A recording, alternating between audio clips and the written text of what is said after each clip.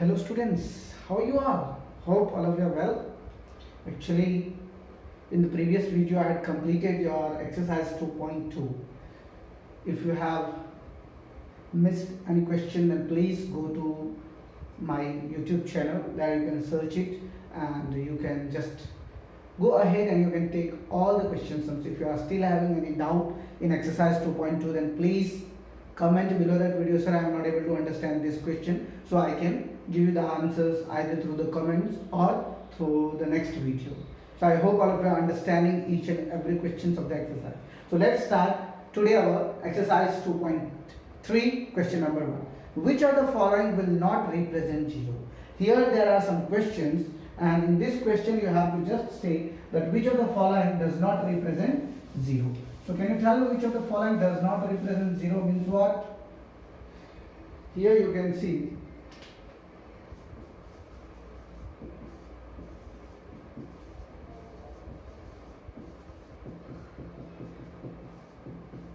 first question. Which of the following will not represent 0? Which of the following will not represent 0? Will not represent. First question is 1 plus 0. 1 plus 0. Second question is 0 into 0. Third question is 0 upon 2. And the D question is 10 minus 10 upon 2. So you can see here all these 4 questions, and in this question is saying to us that which of the following will not represent 0. Means first of all we have to just simplify, and you have to give the right answer that which will not represent. It is just like a MCQ, right? First of all we will do the solution. First one, solution of A. 1 plus 0 is equal to 1. This is not equal to 0. So the first answer will be, but let us solve all the questions. 0 into 0 is also 0. So this will produce 0, or this will represent the 0. 0 upon 2 is also 0.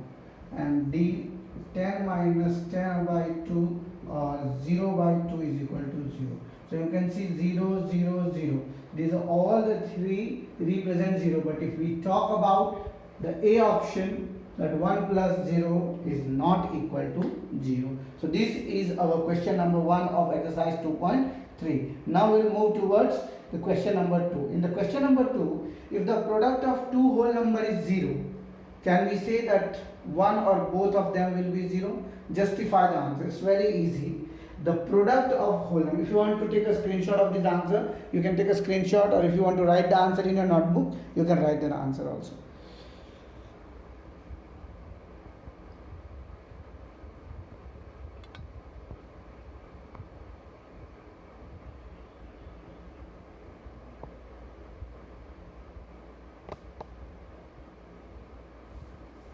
Okay, let's start question number 2.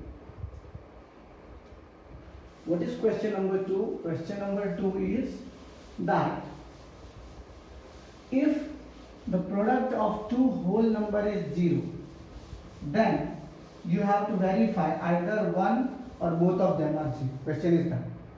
Are you getting the question? What question wants to say you? Question wants to say to us that if the product of two whole number is 0, can we say that one or both of them will be 0? Question is the product of both the numbers. Product of both the whole number is 0.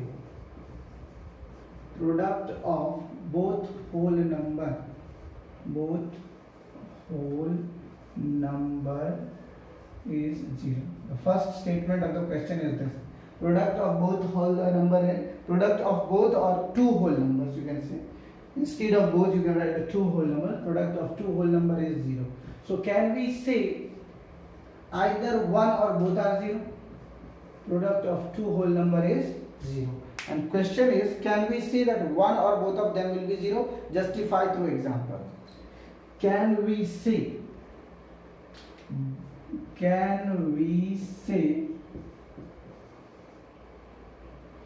that one or both, that one or both them will be 0,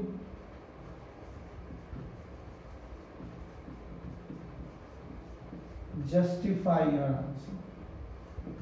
Justify your answer.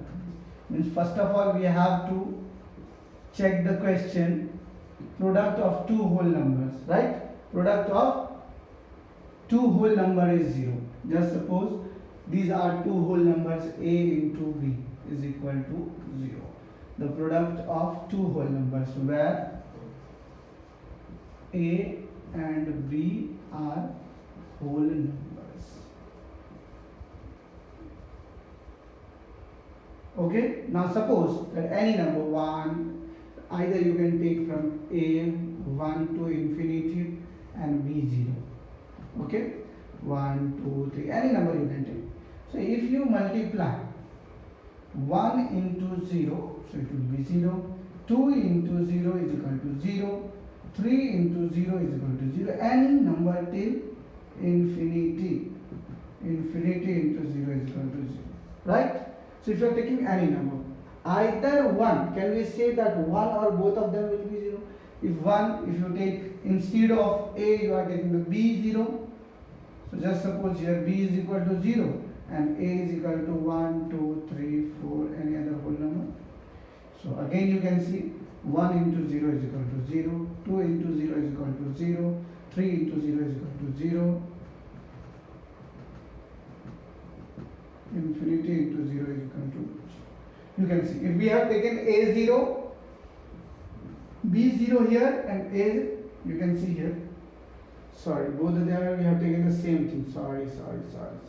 What I want to say, take anyway, just suppose that this is your a or this is your b, whatever you want to suppose. Just suppose this is b and this is a, b and this is a. Okay, so if b into a, same I had written, yeah. So what you have to do here, you have to write a is equal to 0 and b is equal to 1, 2, 3. Got it? So here you can see and you can check that if any two whole numbers product is 0, either one or both of them, if we take a also 0 and b also 0, then 0 into 0 is equal to 0. So here you can write, justify your answer. We have justified both of them will be 0. So we have just checked if both the whole number are 0, then also the product is 0. Either any of them one will be 0, then also the answer is 0. So you can write this answer in your notebook. And product of two whole numbers is 0. We can say either one or both of them will be 0. So this was our question number 2. Got it? Either you can take a screenshot or you can go ahead. Now we are moving towards the question number 3.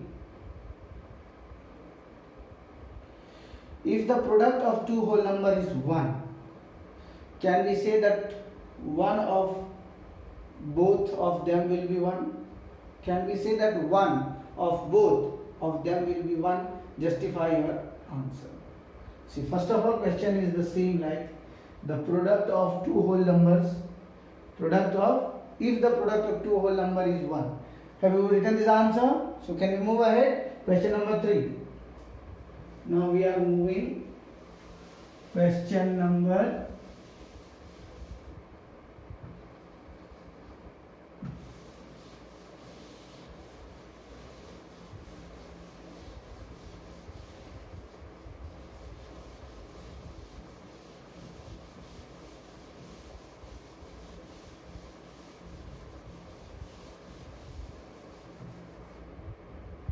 Question number 3 is,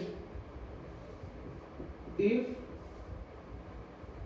product of two whole number is 1, can we say that one of both of them will be 1? Justify your answer. See, first of all, question is what? Question is saying the same thing as we have done in question number 2. Product of two whole numbers. How you will write the product of two whole numbers? Either one or both of them. 1 into 1 is equal to 1. Here both of them, a into b is equal to 1, where a and b are whole numbers. Where a and b are whole numbers. So here you can see a into b is equal to 1.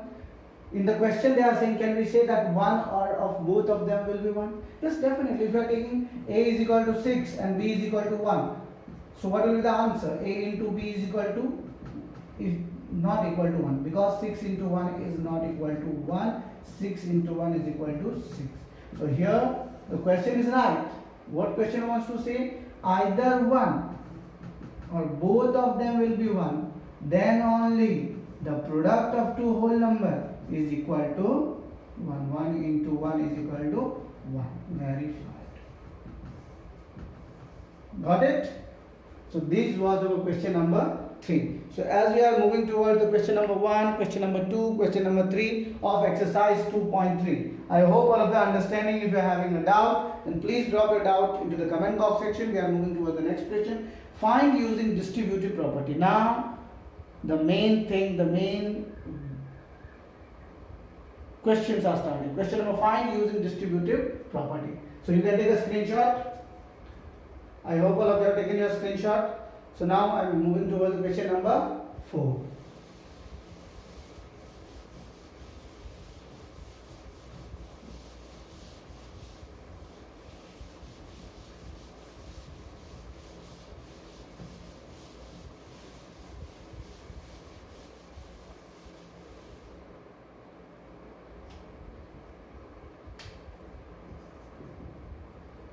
Find using distributive property. Question is find using distributive property.